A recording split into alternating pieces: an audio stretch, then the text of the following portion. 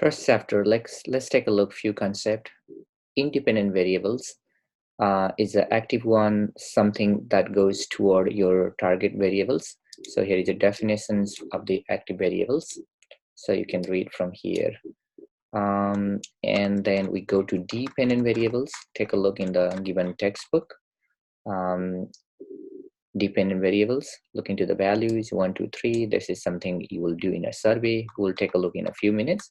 Dependent variables is assumed to measure or assess the effect of independent variables, or also we call the criterion variables or the outcome variables. We do have a big list of those variables. Then we will have a different research questions. The research questions are based on at least 3 broad area: difference, associational, descriptive. We'll take a look some example of them here. Also, we have some complex questions in advanced level. So look into these 3 main areas: basic difference group questions, basic associational, basic descriptive questions. All right, so let's take a look at sample. I have a data file here, a survey that we are doing for this experiment. It's called the faculty retention questionnaire. And here you see in the likely scale 1 to 5, strongly agree all the way to strongly disagree. And these kind of items can go as a dependent variables. This is the outcome variables. We want to look into the level of satisfaction, level of agreement. This is and you can make the first question, all the item is 1 scale or the second scale. So a survey like this pretty much includes several independent and dependent variables like the gender or age, country of birth. These are all demographic variables. Demographic variables can count as independent variables. That's there. So let's take a look one more example from the from SPSS file.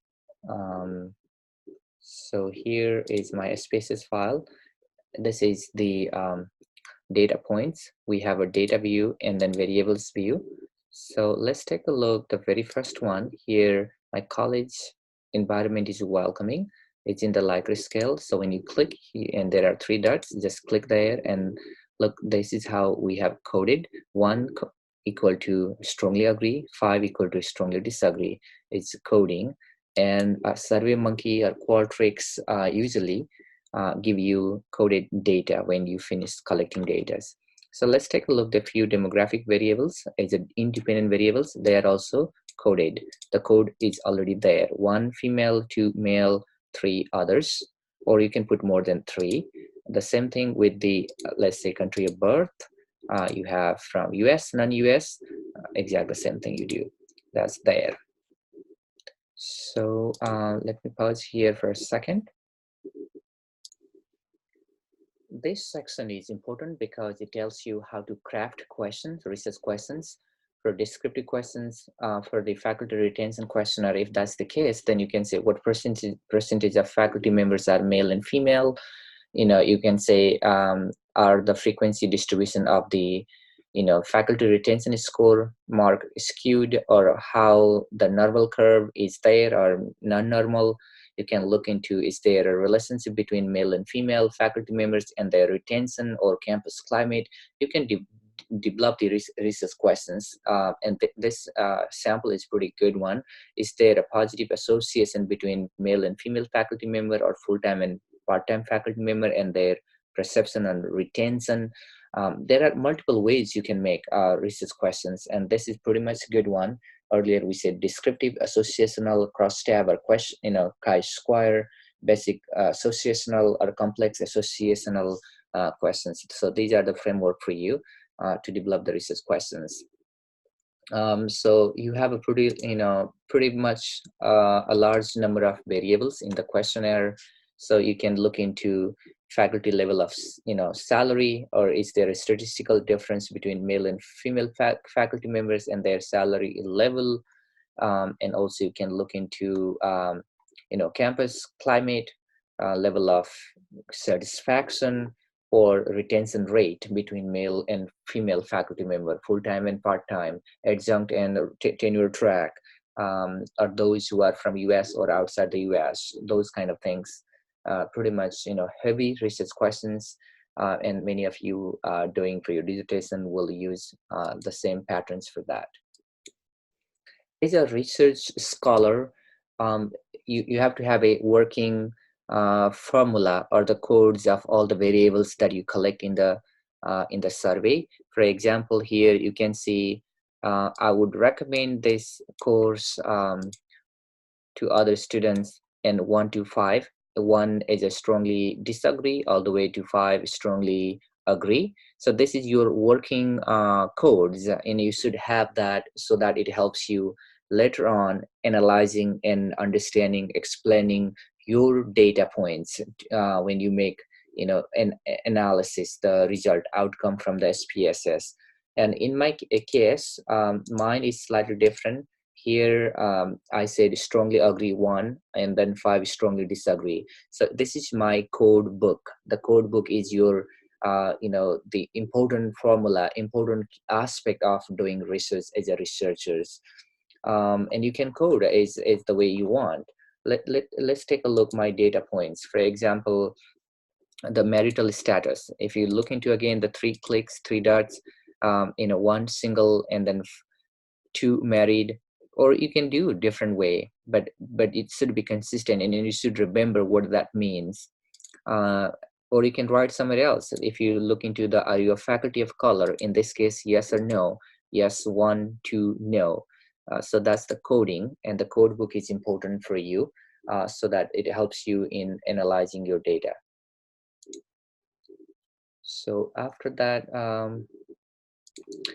another way to remember your code is to dictionary or code book. For that, there are very few clicks to do. Select file, display data file, and working file. And if I go back to my data points, here is a file, and then click on display and then working file. That's how you got your data points.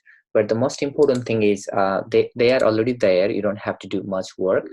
You have to clean your data points. Let's look 2 tabs here, data view and then variable view.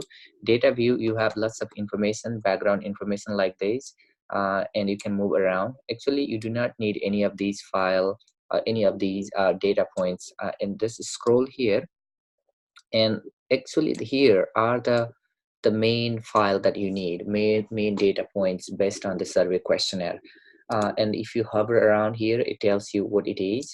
For example, here it says my college environment is respectful of diversity. So this is how you know. And these numbers, numerical values, are the ways you have put them as a code books or the codes. Click on the variables view. When you look into variable view, it's much clean, much better. And always the levels are here and the codes are here. So that's there. The one important thing before you run any analysis is to clean your data things. Now click on data views, and all the data points here, they do have numbers. I do not have any missing data points. But if you have a missing data point, that you have to fix these missing data points before you go for the next level of analysis.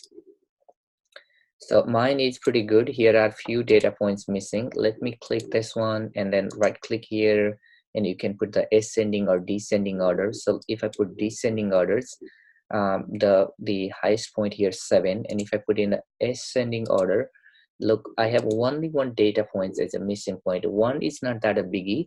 If you have lots of data points here missing, here is a 1, but then that could be questionable. The other thing is you can look into the which we call the pre-filtering.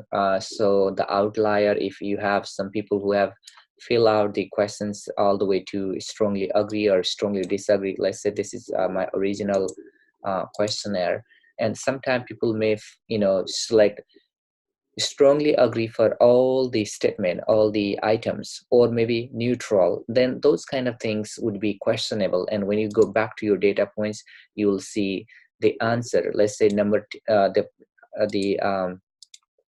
participant number 10 If he select all strongly agree, then that could be questionable. Right now you look here 4, 2, and 5 and so and so.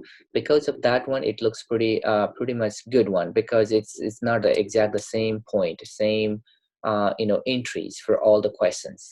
If you see something similar, then you may delete from your analysis. This one and 2, 1 and 2, that's maybe reasonable. So that's there to some ideas about how to screen your data points. Okay, what else? I think more in next video.